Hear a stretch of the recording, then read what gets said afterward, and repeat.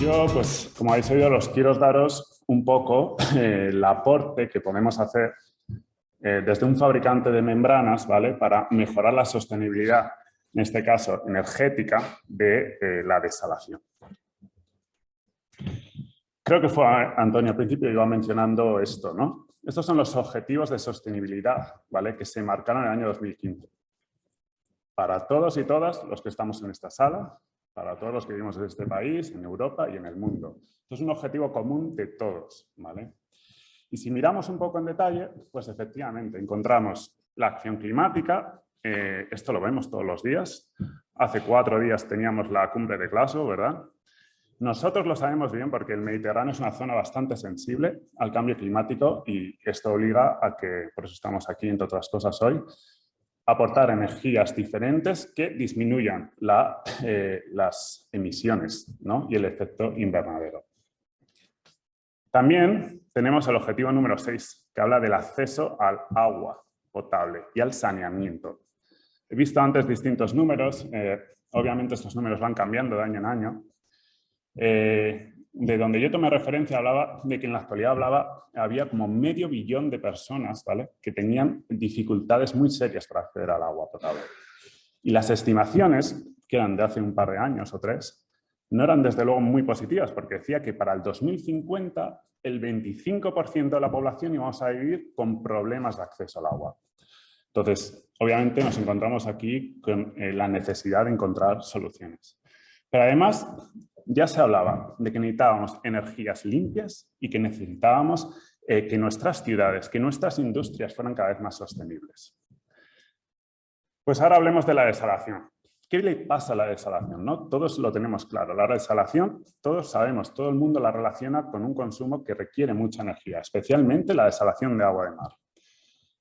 A ver, podemos mejorar cosas, pero la tecnología que empleamos a día de hoy, que es la ósmosis inversa, ¿vale?, pues se basa en eso. Tenemos una presión osmótica y esto va a tener siempre unos límites, porque al final la presión osmótica la marca la concentración de sólidos disueltos que tenemos en el agua. En el agua de mar es cierto que las cosas han ido mejorando. Si bien hace 15 años posiblemente las plantas grandes estaban produciendo agua quizá en torno a los 4 kWh por metro cúbico, hoy por hoy los últimos proyectos, ya sobre todo estos megaproyectos, ¿no?, hablan ya más en torno a 3 kWh. Aún así, el consumo energético sigue siendo muy elevado, en particular, como digo, en el agua de mar. Hemos visto que hay tecnologías, energías renovables que se van aplicando, ¿verdad? Aquí hemos hablado de la aplicación de los paneles fotovoltaicos. Es cierto que estas plantas, me ha gustado mucho escucharlo porque yo tenía dudas. Yo he visto estas plantas, yo ya hace 8 años, recuerdo, ayudar a una empresa de aquí de España, yo vivía en Australia, a introducirlas. Sobre todo siempre las veo relacionadas, ¿no?, con situaciones de emergencia, zonas remotas, lo cual en Australia hay muchos, ¿no?, y no hay acceso ni a electricidad ni a agua. Pero le preguntaba el otro día a mi compañera Silvia, digo, no acabo de ver yo proyectos grandes, ¿no?, con todas estas placas solares, y me preguntaba un poco por qué, y bueno, un poco con lo que has dicho lo he entendido bastante. Y si bien todas estas medidas, al final lo que intentan es que las plantas se puedan autoabastecer totalmente, quizá sea complejo, pero por lo menos parcialmente, ¿no? Y esperemos que esto cada vez se vea más. Pero la segunda foto que veis es de una planta que existe, es una planta que está en Canarias y tiene ya molinos de viento desde hace años y mucha parte de la energía que emplea ya se autoabastece. Y luego puse esta, porque conceptualmente sé que no es nuevo, la desalación en profundidad, pero sí que es cierto que en los últimos años he oído hablar bastante de ella. Sé que hay empresas españolas, sé que hay proyectos que están. Y bueno, lo que digo, todo esto al final el objetivo es que se autoabastezcan, ¿no?, energéticamente. Y entonces digo, bueno, vale, pues ¿qué podemos hacer? ¿Qué puedo hacer? Yo represento a LG, fabricamos membranas de ósmosis. Y pensando en las membranas, ¿qué hay, no? Entonces, se me ocurría que 3 cosas. La permeabilidad de las membranas, el rechazo de las membranas y la pérdida de carga, ¿no? Cuando pensamos en la permeabilidad, pensemos en las membranas. Membranas, ¿no?, se definen, normalmente definimos un valor A, que es relativo a la permeabilidad, un valor B, que es relativo al paso de sales, y normalmente nos encontramos con esto, membranas de alto rechazo que son capaces de darnos muy buena calidad, pero permeabilidad es más baja. Y al contrario, membranas de ahorro energético, que lo que nos dan es un poco lo contrario, mucha permeabilidad, poco rechazo, ¿no? Lo ideal, obviamente, sería estar un poco en, en esta zona, ¿no? Aquí nosotros, por ejemplo, tenemos esta membrana, la LGSWES, ¿vale? Que es una membrana de ahorro energético, ¿vale? Esta membrana es de las primeras que sacamos, lleva como 10 años. Y en cuanto a permeabilidad, es verdad que es una membrana muy competitiva, tiene mucha permeabilidad, pero no es la que más permeabilidad tiene en el mercado. Pero lo importante no es siempre mirar solo la permeabilidad. Al final, se trata de mirar la relación que hay entre permeabilidad y rechazo. Esta membrana llega hasta el 99,8 de rechazo de sales. Eso quiere decir que es una membrana que se puede aplicar a multitud de proyectos. Es cierto, si yo fuera a hacer un proyecto y me preguntáis una membrana y vamos al Middle East, por ejemplo, con temperaturas muy altas, seguramente no la recomendaría, ¿vale? Pero sí que es cierto que valdría para multitud de proyectos con temperaturas más bajas o hibridándola. Si tenemos membranas que son muy permeables, pero no son capaces de mantener un rechazo de sales, al final su utilidad será muy residual porque no nos valdrá para muchos proyectos. Luego el rechazo, un poco alineado con lo que os acabo de contar, ¿vale? Si pensamos el rechazo, ¿qué tiene el rechazo? Si yo tengo una membrana, ¿vale? Que tiene la misma permeabilidad, pero yo mejoro el rechazo, en las mismas condiciones de presión, mejoro la calidad, ¿no? Mucho.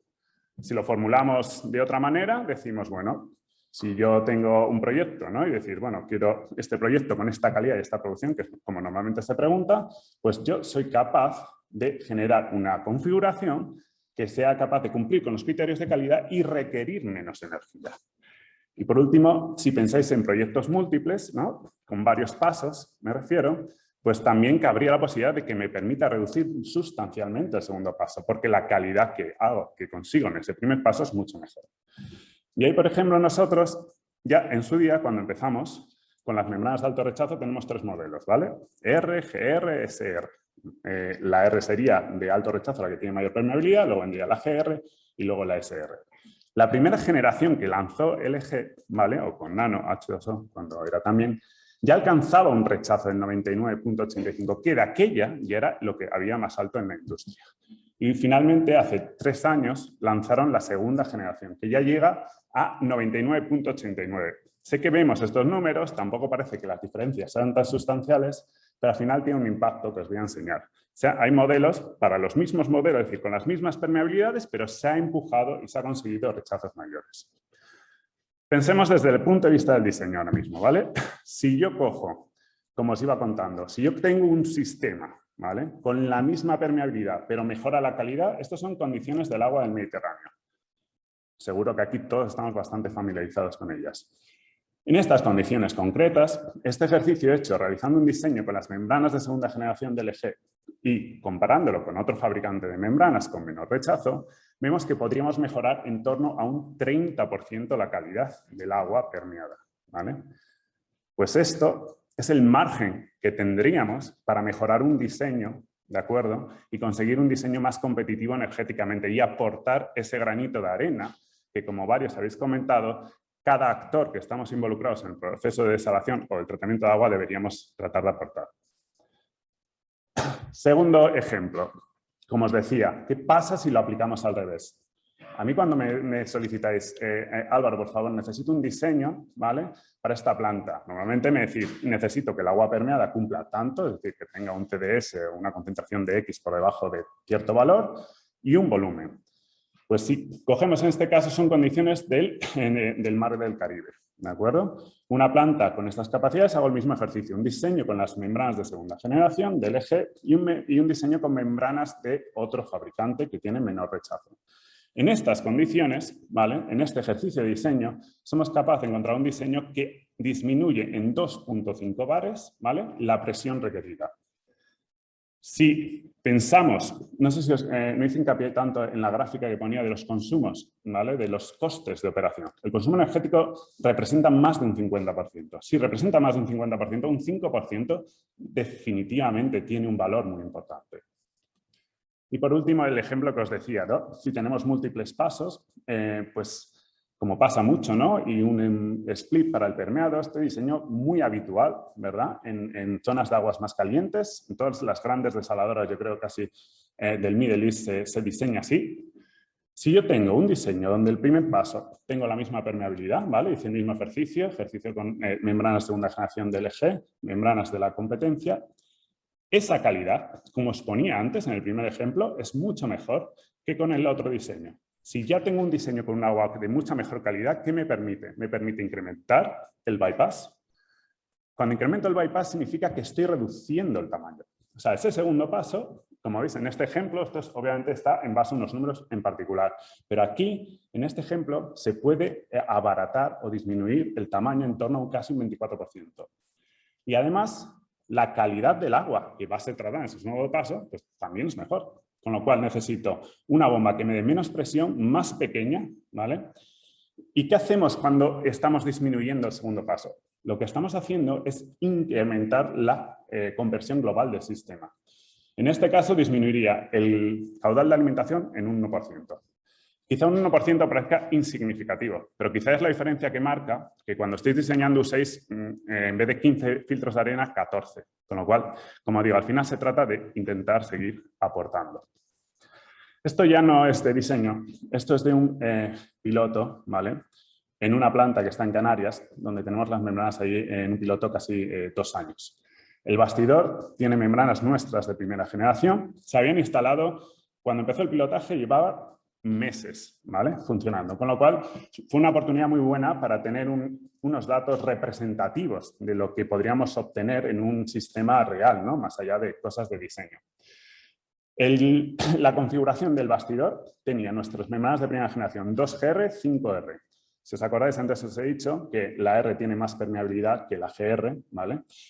En este caso, las diferencias de permeabilidad entre la configuración del bastidor y el pilotaje son en torno al 5%. Bueno, pues los resultados fueron que con un 5% más de permeabilidad mejorábamos la calidad un 15%, ¿vale? Porque tienen mayor rechazo. Disminuíamos la presión que necesitaría un bastidor en 0,8 bares y esto representaría un 1,5%, ¿vale? por ciento aproximado del consumo. De nuevo, quizá en estas condiciones el ahorro parezca, bueno, un 1,5, pero como os he dicho, se trata de aportar, porque cuanto más reduzco yo este consumo, ¿no? menos tienen que aportar otros. Y por último os iba a hablar de la otra característica de las membranas, que es la pérdida de carga. La pérdida de carga en agua de mar es más poco significativa en comparación con las presiones totales, ¿no? Al final solo tenemos una etapa, entonces al final es una pérdida de carga de ¿cuánto? 0,7, 0,8, 1 bar, ¿vale? Sin embargo, en agua salobre es otra historia, ¿no? Porque en agua salobre, por ejemplo, entonces, nada, el otro día pensé un ejemplo así fácil, me digo 2 etapas, ¿vale?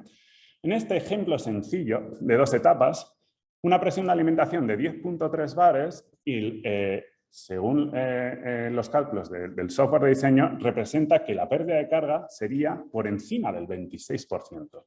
Con lo cual, mejoras en la pérdida de carga en membranas para agua salobre tiene un impacto bastante significativo.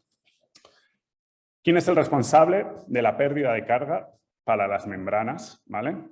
Normalmente es el espaciador de la alimentación. Este espaciador tiene varias funciones, ¿no? Físicamente separa capas de membrana, ¿vale? Tenemos sobres de membrana y se separan con el espaciador. Pero el objetivo principal cuando se instala también es porque lo que necesitamos es disminuir la concentración de la polarización. Necesitamos mejorar, ¿no? la mezcla que se produce ahí, ¿no? Pues la concentración de la polarización es un efecto común en los procesos de membrana. Consecuentemente, ¿qué pasa? Al final está ahí la resistencia que opone al agua, con lo cual me genera una pérdida de carga. Y también como consecuencia nos genera zonas estancas. Las zonas estancas son donde hay menor velocidad, donde hay más propensión para que se produzcan los ensuciamientos, etc. ¿Qué pasa? Que cuando diseñamos esto, las variables que son buenas normalmente para una cosa no son tanto para las otras. Con lo cual hay que jugar un poco con todos los distintos parámetros. Aquí realizamos un diseño que ya hemos lanzado como hace un año, no como en una membrana específica, ¿no? Lo que quisimos fue mejorar un componente y de hecho se aplica a bastantes de nuestros productos del portfolio de agua salobre. Entonces, teníamos esta membrana y lo que queríamos, con la misma concentración de la polarización, mejorar, es decir, disminuir la pérdida de carga, disminuir el potencial de ensuciamiento. Jugamos con la geometría. Lo que hicimos fue, por un lado, disminuir un poco lo que es la densidad del espaciador, ¿de acuerdo? Luego hicimos variaciones en el propio diseño, es decir, en los propios filamentos, en las torsiones, en la porosidad, ¿vale? Estos tenían como objetivo compensar los otros cambios para mantener la concentración de la polarización que fuera igualmente competitiva. Y luego disminuimos el ángulo hidrodinámico. Este ángulo es el que forman los filamentos frente al agua de alimentación. Obviamente, si yo tengo un ángulo menor, tengo menos resistencia. Tengo más resistencia, tengo más velocidad transversal.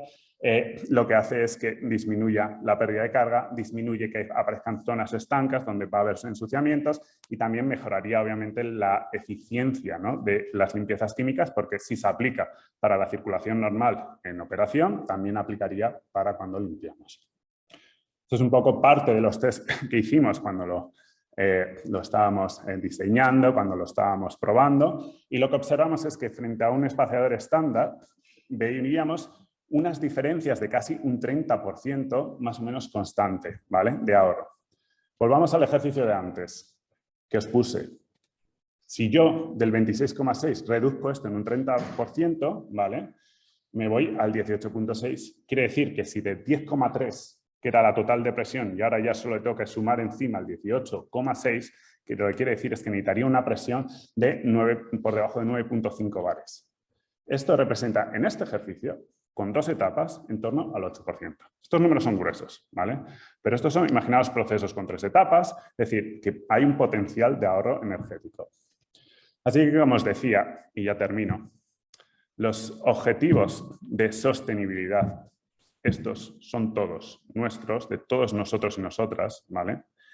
Y por tanto, tenemos que aportar los granitos de arena, como alguien decía. Y efectivamente, pues desde un punto de vista de una membrana, como os digo, membranas con relaciones óptimas de permeabilidad y rechazo, como os comentaba con nuestra ES, membranas donde podemos todavía mejorar el rechazo que nos ofrecen y las ventajas que podemos conseguir en distintos proyectos, como es con la segunda generación de agua de mar que tenemos, o con pequeños cambios, ¿vale?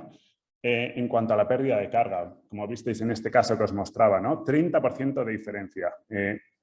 Hay todavía hueco para que sigamos, o espacio, no sé cómo verbalizarlo, para que pues, sigamos mejorando poco a poco y todos aportemos a hacer pues, esto más sostenible, proceso de desalación. Muchas gracias.